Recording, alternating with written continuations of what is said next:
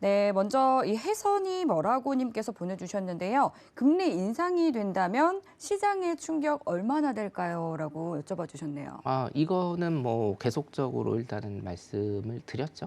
뭐 금리 인상이 되면 미국 같은 경우에는 조정이 일단은 조금 일어날 거고요. 네. 우리나라 같은 경우에는 지금 시장의 충격이 조금 클 거다라고 제가 말씀을 드렸습니다. 그 이유는 간단합니다. 이유는 상승을 한 모멘텀이 아직은 안 보이기 때문에 그렇게 제가 말씀을 드렸었고, 코스피 기준으로 하면 3,300포인트는 앞으로 한 2025년까지 몇 년간 오지 않을 수 있다. 물론 쌍봉을 찍으러 갈 수는 있으나 그 이상을 상회하는 그런 폭발적인, 뭐 재작년과 같은 폭발적인 움직임은 아마 보이지 못할 거라고 일단은 보고요.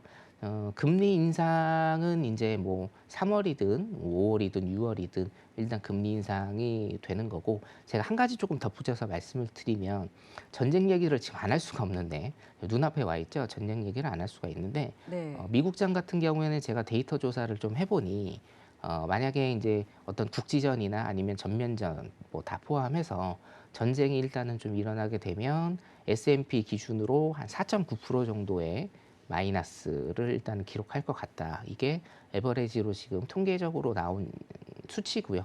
한 5% 정도입니다. 에버레지 한 5% 정도 조정을 줄 수 있는데, 이것도 보면 한 달 정도 해서 한 5% 정도 빠지는 것. 그리고 어차피 뭐 세계 대전까지는 뭐 안 가겠죠. 당연히 안 갈 거고요. 그리고 그 회복 속도도 비즈니스 데이로 한 49일 정도니까 한 두 달 조금 넘게 있으면 이게 이제 회복이 됩니다. 16일 날 제가 나오지 않기 때문에 뭐 그때 전쟁이 날지 안 날지는 모르겠는데, 전쟁이 만약에 난다라고 하면 미국 시장, 우리나라 시장에 대한 충격은 당연히 줄 것이다. 그 여파는 미국장 같은 경우는 한 5% 정도의 조정이 일어날 수가 있고요. 그 기간은 한 달 정도 이렇게 나올 수가 있고, 그것을 회복하는 데는 한 두 달 정도 일단 시간이 걸린다.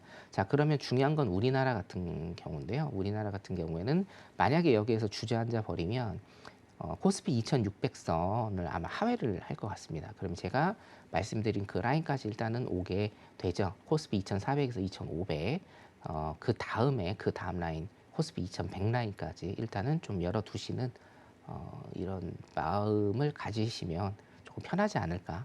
물론 이제 주식하시는 분들은 굉장히 조금 힘드실 테지만, 선물로 해칭하는 방법도 있기 때문에 한번 공부 조금 기다려 보시고, 항상 공부하시면서 위기에 대처하는 그런 능력을 좀 키우시기를 제가 바랍니다. 이상입니다.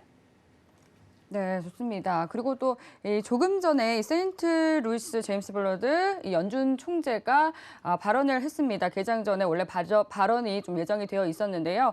인플레이션이 가속화가 심각하기 때문에 빠른 금리 인상에 나서야 한다라고 촉구하면서 연준의 신뢰 회복을 위해서 오는 7월까지 1.0%포인트 금리 인상에 나서야 한다라고 강조를 했습니다.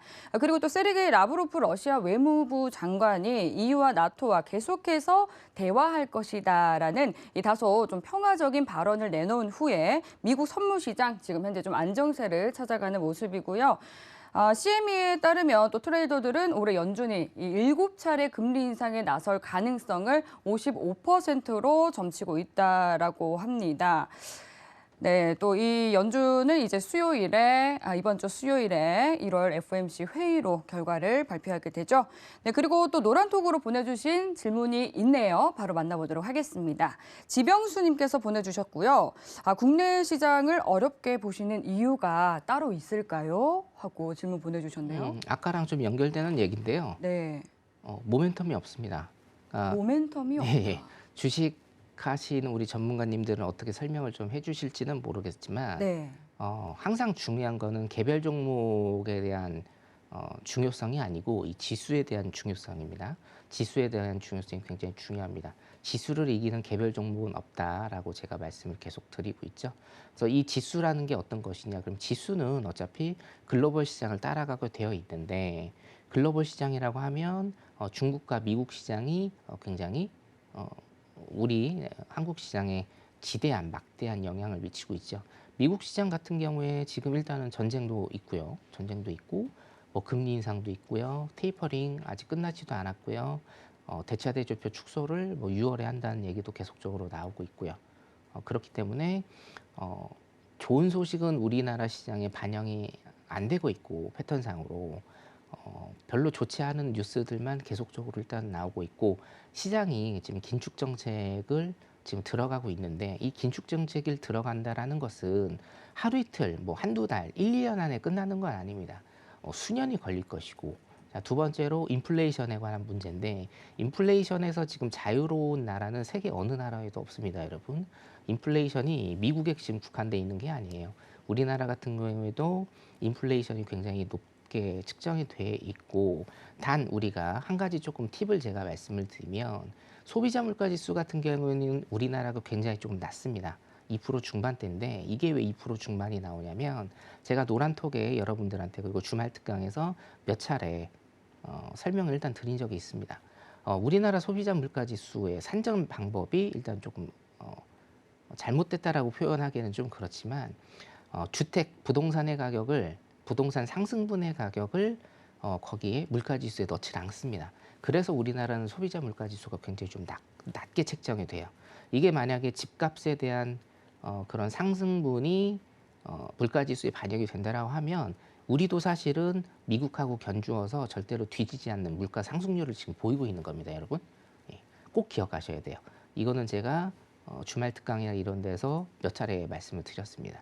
그래서 인플레이션에 자유로울 수 있는 나라는 없는데 인플레이션도 두 가지가 있다라고 했죠. 그 두 가지 중에 비용으로 인한 인플레이션은 수요로 인한 인플레이션은 우리가 어떤 정책을 쓰면 바로 잡힐 수가 있지만 이 비용에 관한 인플레이션은 뭐라고 제가 말씀드렸나요? 여러분도 아시다시피 이건 쉽게 잡히는 게 아닙니다, 여러분. 이거는 우리나라에 국한된 문제가 아니라 세계적인 유통 공급망에 대한 문제, 거기에 따른 원유, 거기에 따른 원자재 상승 등등등등 엄청나게 많은 거미줄 같은 그런 사슬이 엮여 있기 때문에 비용 인플레이션 같은 경우에는 쉽게 잡힐 수가 없고 이것 또한 하루 이틀 한두 달 안에 잡힐 수 있는 인플레이션이 아닙니다. 여러 가지 요소를 놓고 본다라고 하면 세계는 지금 어디로 가고 있냐? 긴축 재정 정책의 길로 가고 있다. 긴축 재정 정책의 길로 간다라고 하면 경제는 항상 사이클이거든요. 사이클입니다. 원 사이클일 수도 있고요. 아니면 위아래의 사이클일 수도 있는데 경제는 항상 사이클이기 때문에 13년 동안 우리가 화폐를 풀면서 통화량을 풀면서 인위적으로 경제를 성장하는 이런 사이클이었다라고 하면 이제는 돈줄을 죄면서 긴축 재정으로 가는 이런 사이클의 지금 도입 부분이다. 아직 시작 안 했다라고 보시면 됩니다. 그 도입 부분입니다. 그 도입의 첫걸음이 뭐냐? 금리 인상이거든요. 나중에 미국에서 아마 이런 뉴스 제가 해드릴 겁니다. 뭐 그 바이든 행정부도 지금 이런 법안을 냈었는데 우리 또 미국 같은 경우에는 법인세나 개인 소득세를 더 올릴 겁니다. 아마 여러분 제가 향후에 이제 말씀을 아마 드릴 거예요. 뉴스에 미국에서 그런 뉴스가 나오면 그렇기 때문에 이 지금 긴축 재정 정책의 도입부다라고 여러분들이 생각을 하신다고 하면 한두 달, 1년, 2년 안에 끝나지 않습니다, 여러분. 이 정책들은요. 그렇기 때문에 제가 한국 시장은 미국과 중국 시장에 대한 영향을 굉장히 많이 받고 있고 미국 시장이 지금 긴축 재정 정책의 도입부고 중국은 지금 어떻습니까? 중국은 경제 지표들이 굉장히 안 좋은 상황에서 한 개 한 개의 정책들, 조그마한 정책들을 그냥 던지고 있는 수준에 불과하기 때문에 우리나라 시장에 영향을 미치고 있는 이 두 나라의 경제가 지금 별로 좋지 않다라고 본다라고 하면 경제 상황이 그리고 향후에 이 정책들이 뭐 그렇게 큰 모멘텀이 없다라고 하면 우리나라 같은 경우에도 당장 지금 V자 반등이나 아니면 3,300포인트를 더 돌파를 할 이런 가능성은 없어 보인다라는 게 제 결론이고요. 저는 해외 선물 전문가이기 때문에 양방향에 대한 모든 포지션이 제 마인드에도 열려 있습니다. 그렇기 때문에 제가 하락을 한다, 상승을 한다, 특히나 하락을 한다라는 이런 멘트에 대해서는 굉장히 조금 자유롭다. 이렇게 여러분들이 보시면 될 것 같습니다. 국내 시장은 큰 모멘텀이 안 보입니다. 여기까지 하겠습니다.